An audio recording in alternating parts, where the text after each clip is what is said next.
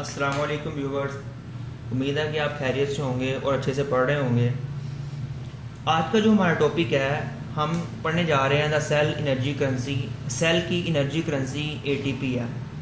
इसके अंदर से हमारे पास शॉर्ट क्वेश्चन भी आते हैं और लॉन्ग क्वेश्चन भी है इंपॉर्टेंट। आइए इसको बड़े ही इजी वे के अंदर समझते हैं कि किस तरह से इसको हम प्रिपेयर करेंगे।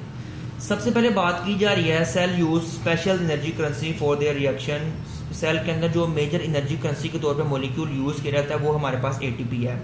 This energy currency is nucleotide. ये हमारे पास एक न्यूक्लियोटाइड है जिसका क्या नाम है, एडिनोसिन ट्राईफॉस्फेट। इसे ट्राईफॉस्फेट क्यों कहा जा रहा है, इसके पीछे एक रीज़न है। इसे ट्राईफॉस्फेट क्यों कहा जा रहा है, इसे ट्राईफॉस्फेट इसलिए कहा जा रहा है इसे ट्राईफॉस्फेट इसीलिए कहा जा रहा है कि इसके पास 3 मॉलिक्यूल्स यानी कि 3 फॉस्फेट बॉन्ड है।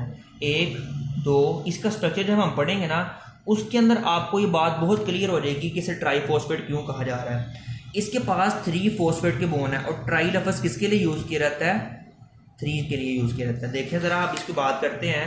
When cell store energy they make ATP. जब एनर्जी स्टोर किया जाता है, सेल एनर्जी को स्टोर करता है, वो क्या बनाता है, ATP.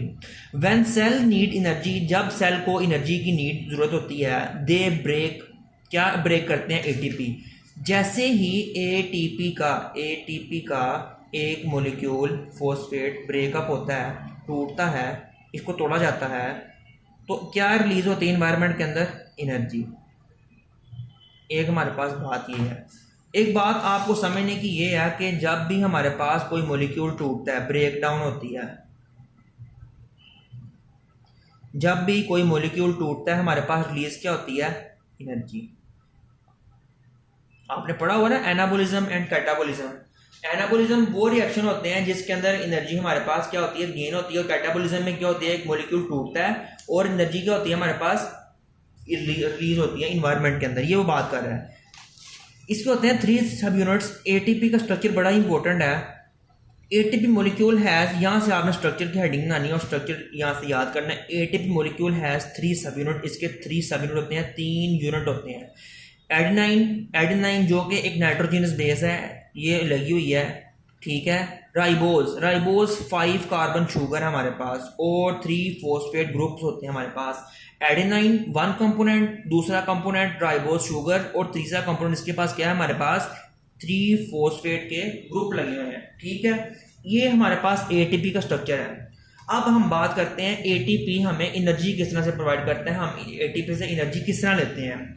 In the molecule of ATP the covalent bond between 2 phosphate, यानी कि क्या बात की जा रही है, एटीपी के स्ट्रक्चर के अंदर हमारे पास कितने फॉस्फेट होते हैं, 3 फॉस्फेट होते हैं। मैं आपको बार बार ये बात बता रहा हूँ कि 3 फॉस्फेट होते हैं, 1 2, और तीसरे जो सा फॉस्फेट होता है ना वो इसका जुड़ा हुआ है।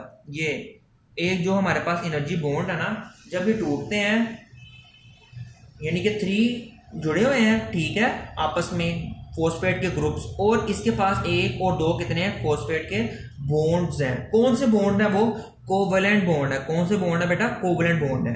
In the molecule of ATP the covalent bond between 2 phosphate are high energy bond.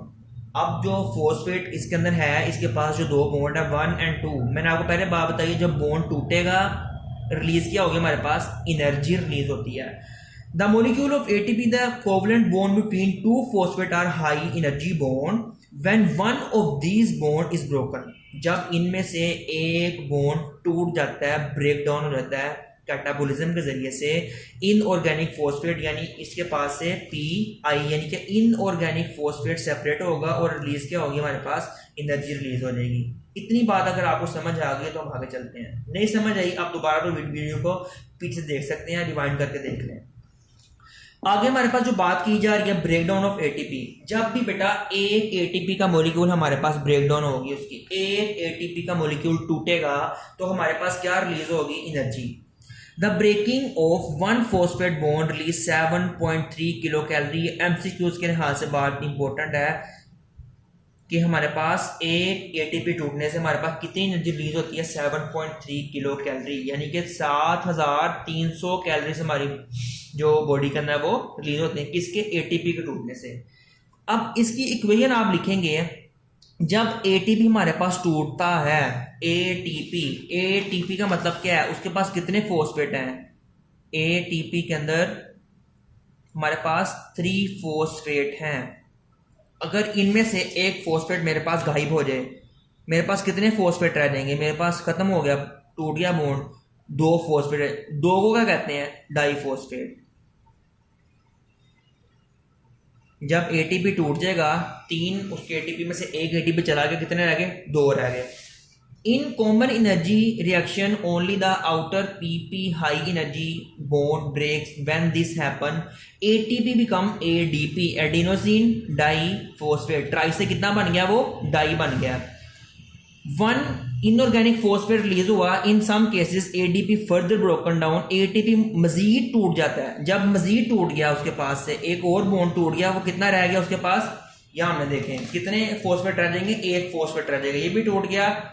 अगर 2 रह जाएंगे तो डाइफॉस्फेट, 1 रह जाएगा तो 1 फॉस्फेट, मोनोफॉस्फेट AMP, यानी कि ए से मुराद एडिनोसिन मोनोफॉस्फेट रह जाएगा। इसकी इक्वेशन देखें, एडीपी हमारे पास रह गया, यहाँ पे एटीपी था प्लस वाटर, रिएक्शन हुआ, एडीपी इनऑर्गेनिक फॉस्फेट, एनर्जी कितनी रिलीज होती है? 7.3 किलो कैलोरी। अब हमारे पास एडीपी है, उसके पास वाटर साथ आया और एएमपी बन गया, inorganic phosphate 7.3 kilo calorie.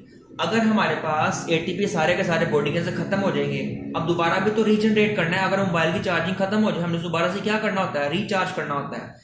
Cell get energy from the oxidation of food. They store this energy by combining ADP to inorganic phosphate. अगर हम यहाँ पे मैंने लिखी थी ATP प्लस वाटर, हमने उसका रिएक्शन करवाया, हमारे पास बना क्या? ADP plus inorganic phosphate and energy release हुई। अब होगा क्या? मैं इसी रिएक्शन को दोबारा बैक कर दूं। अगर इसी रिएक्शन को मैं यहां पर ADP लिखूं प्लस उसके अंदर ऐड करूं इनऑर्गेनिक फॉस्फेट, मैं इस रिएक्शन को पहुंचा सकता हूं यहां पे। ये देखें ATP बन जाएगा दोबारा से, और क्या बनेगा मेरे पास? वाटर। ठीक है, ये बात आपने याद रखनी है। ADP से हम ATP दोबारा बना सकते हैं। यहां पर वो बात कर रहा है, we can summarize that ATP is during energy releasing process and broken down during energy consuming process. In this way ATP transfer energy between metabolic reaction। ये आपने कंप्लीट लॉन्ग क्वेश्चन तैयार करना है। सबसे पहले आप क्या करेंगे? इसकी डेफिनेशन मार्क करेंगे, यहां से लेके इस पॉइंट तक इसकी डेफिनेशन। दूसरी पॉइंट पे आप इसका लिखेंगे स्ट्रक्चर की हेडिंग ना है, यहां से लेके यहां तक एटीपी का स्ट्रक्चर है। स्ट्रक्चर पूछा था शॉर्ट क्वेश्चन के अंदर कि एटीपी का स्ट्रक्चर बना के दिखाएं या इसके कंपोनेंट्स बना दें।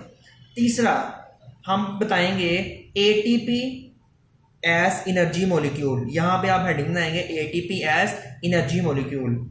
यहां पे आप हेडिंग बनाएंगे breakdown of ATP, breakdown of ATP की हेडिंग बनाएंगे। यहां पे आप हेडिंग बनाएंगे ATP to ADP, ATP to ADP, और यहां से आप हेडिंग बनाएंगे एडीपी टू एएमपी, और यहां पे हेडिंग बनाएंगे रिस्टोरेशन ऑफ एनर्जी। उम्मीद है कि आपको लेक्चर की समझ आई होगी। अगर आपको इसमें से किसी चीज़ की कंफ्यूजन हो, आप कमेंट सेक्शन में पूछ सकते हैं। Thank you very much for watching.